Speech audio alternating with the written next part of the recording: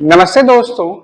Ring theory में lecture 18 के part 5 में बच्चों आज हम लोग एक और रिजल्ट डिस्कस करने वाले हैं जो कि अराइज हुआ है रिजल्ट 4 के क्वेश्चन से, जहां पे हम लोगों ने समझा था प्रीवियस लेक्चर में कि जो सेट ऑफ यूनिट्स हैं आर में, मींस जो सेट ऑफ यूनिट्स हैं आर में वो सबसेट है set of units of R X का। मींस कि अगर कोई एलिमेंट यूनिट है आर में तो बच्चों वो यूनिट होगा हमारे पॉलिनोमियल रिंग आर एक्स में। बट अगर कोई यूनिट है पॉलिनोमियल रिंग में तो जरूरी नहीं है कि वो हमारा यूनिट हो आर में भी। उसका हम लोगों ने एक पर्टिकुलर एग्जांपल से भी उसको देखा था। तो अब यहाँ पे क्वेश्चन अराइज होता है कि ऐसी कौन सी कंडीशन हम अप्लाई कर दे जिससे जो set of units of R है वो इक्वल हो जाए set of units of R X. Means कि जो यूनिट्स हैं आर और आर एक्स की वो सेम कब हो सकती हैं। तो बच्चों ये आपको रिजल्ट 5 हमें यही बताता है कि अगर आपके पास जो आर है ये अगर आपके पास इंटीग्रल डोमेन हो जाए, means if R is an integral domain, then in that case units of r and rx will be same.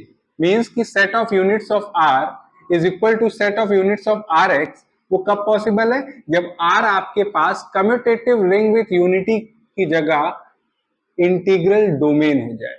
बहुत ध्यान से समझने वाली बात है कि अगर आपके पास set of units of R और set of units of R x equal है तो आपका माइंड स्ट्राइक करेगा कि ये कब पॉसिबल है, जब आर हमारा इंटीग्रल डोमेन है। तो इसको प्रूफ अगर करना है तो हमें ये शो करना पड़ेगा कि अगर ए हमारे पास सेट है, बी हमारे पास सेट है और ये दोनों सेट को अगर हमें इक्वल शो करना है तो हमें ये शो करना पड़ेगा कि ए हमारा सबसेट है बी का और बी हमारा सबसेट है ए का। तो यहाँ पे अगर बात करें तो ये वाला पोर्शन हम लोगों ने रिजल्ट 4 को प्रूव करते करते समझा था, जहां पे हम लोगों ने रिजल्ट 4 में देखा था कि every unit of R is also a unit of R X. तो ये उसका प्रूफ था, इसीलिए मैंने इसको इरेज नहीं किया इंटेंशनली कि ये हम लोगों के हेल्पफुल करेगा। तो यहाँ पे उसमें क्या था कि आप आर को commutative ring with unity consider कर रहे थे, बट अब यहाँ पे हम आर को क्या कंसिडर कर रहे हैं? Integral domain. तो let R be an integral domain. R हमारे पास क्या है बच्चों? इंटीग्रल डोमेन है। और हमने क्या किया? एक यूनिट लिया। तो अगर ए हमारे पास एक यूनिट है आर में तो यानी कि उसके लिए एक एलिमेंट बी एग्जिस्ट कर रहा है, जब भी उसके साथ ऑपरेट करेंगे तो हमें यूनिटी मिल रहा है। तो आपने क्या किया? एलिमेंट ए और एलिमेंट बी की हेल्प से आपने दो पॉलिनोमियल जनरेट किए, एफ एक्स और जी एक्स। अब आपने क्या किया? एफ एक्स और जी एक्स को प्रोडक्ट किया। तो जब आपने प्रोडक्ट किया तो आपको क्या मिल गया? यूनिटी एलिमेंट ही मिल गया। तो यहां से क्या इंप्लाई हुआ कि जो हमारे पास एफ एक्स इक्वल टू ए जो हमारे पास पॉलिनोमियल है ये हमारा यूनिट हो गया, बिकॉज इसके लिए हमारे पास एक नॉन जीरो पॉलिनोमियल जी एक्स एग्जिस्ट कर रहा है, सच दैट जब भी हम उसके साथ ऑपरेट कर रहे हैं तो हमें क्या मिल रहा है? Unity element of R X. तो दिस इंप्लाइज कि जो set of units of R है ये बच्चों सबसेट क्या हो गया? Set of units of R X. अगर आपको इसके प्रूफ को डिटेल में से पढ़ना है तो मैं कहूंगा कि आप प्रीवियस लेक्चर देख लो। इसीलिए यहाँ पे तो फर्स्ट पार्ट तो हम लोगों ने शो कर दिया। अब हमें क्या शो कर देना है कि जो set of units of R X है वो सबसेट है set of units of R. तो उसके लिए हम लोग इसका कन्वर्स पार्ट कंसिडर करते हैं कि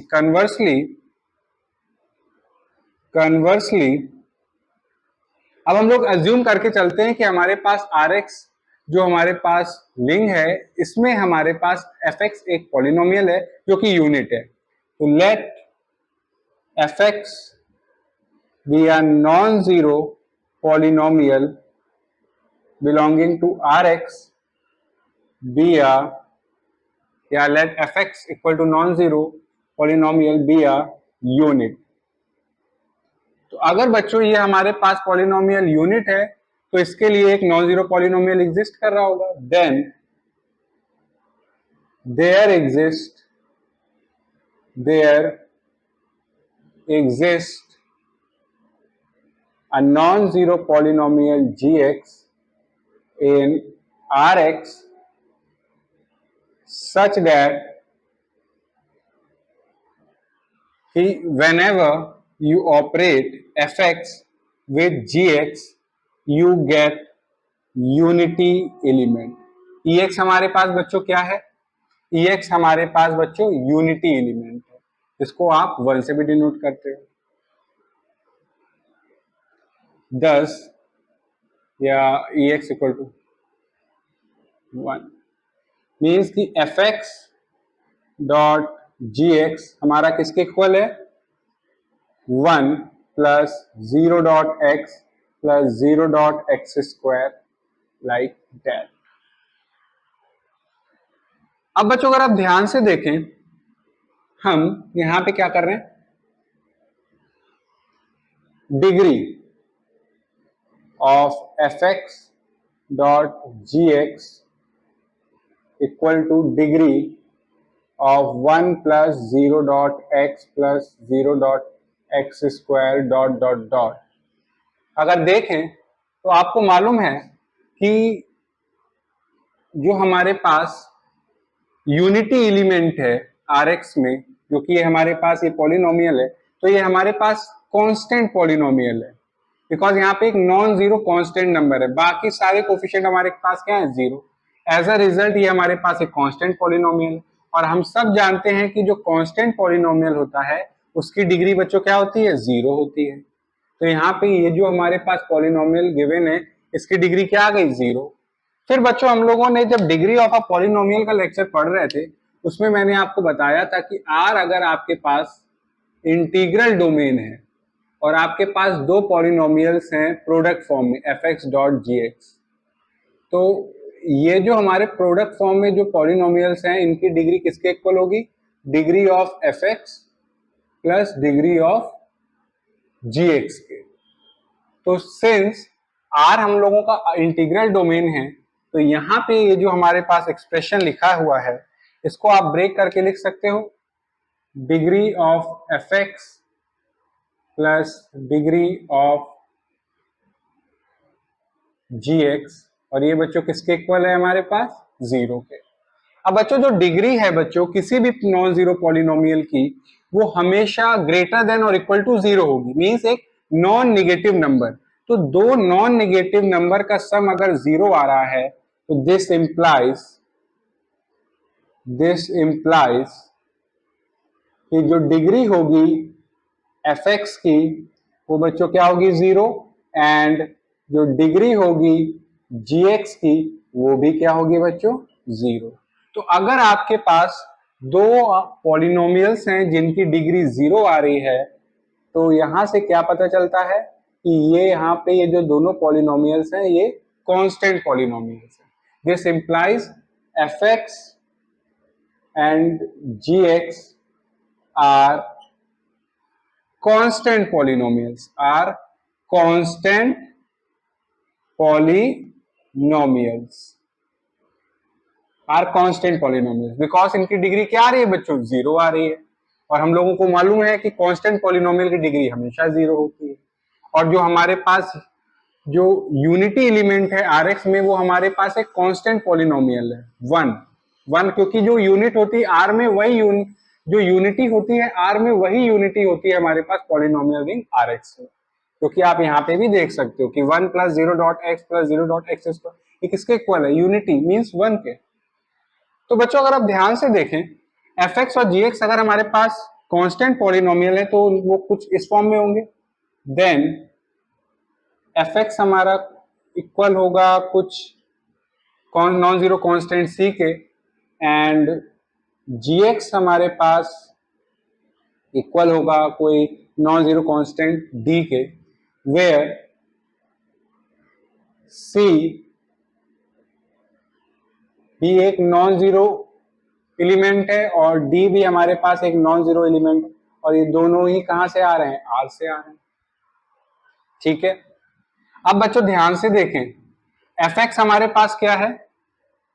c, क्योंकि हमने अभी प्रूव किया कि जो डिग्री है जो पॉलिनोमियल fx है वो जीरो है, तो यहाँ पे fx क्या हो गया? एक कांस्टेंट पॉलिनोमियल जो कि c है, और gx भी हमारे पास एक कांस्टेंट पॉलिनोमियल है d। तो ये जब fx डॉट gx कर रहे हैं तो ये किसके इक्वल आ रहा है? यूनिटी के, मींस की 1। आप 1 भी लिख सकते हैं और 1 plus 0 dot x plus 0 dot x square वैसे भी लिख सकते हैं।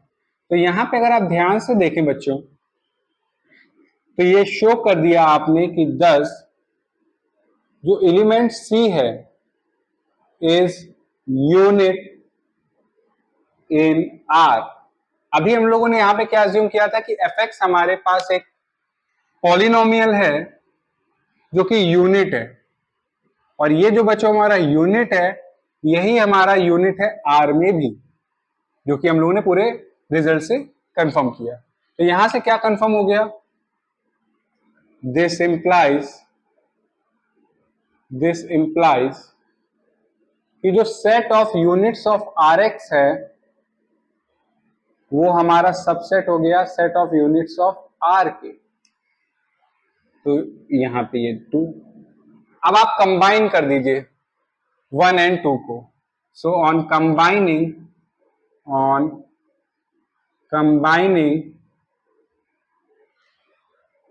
1 and 2 we get set of units of R is equal to set of units of R x।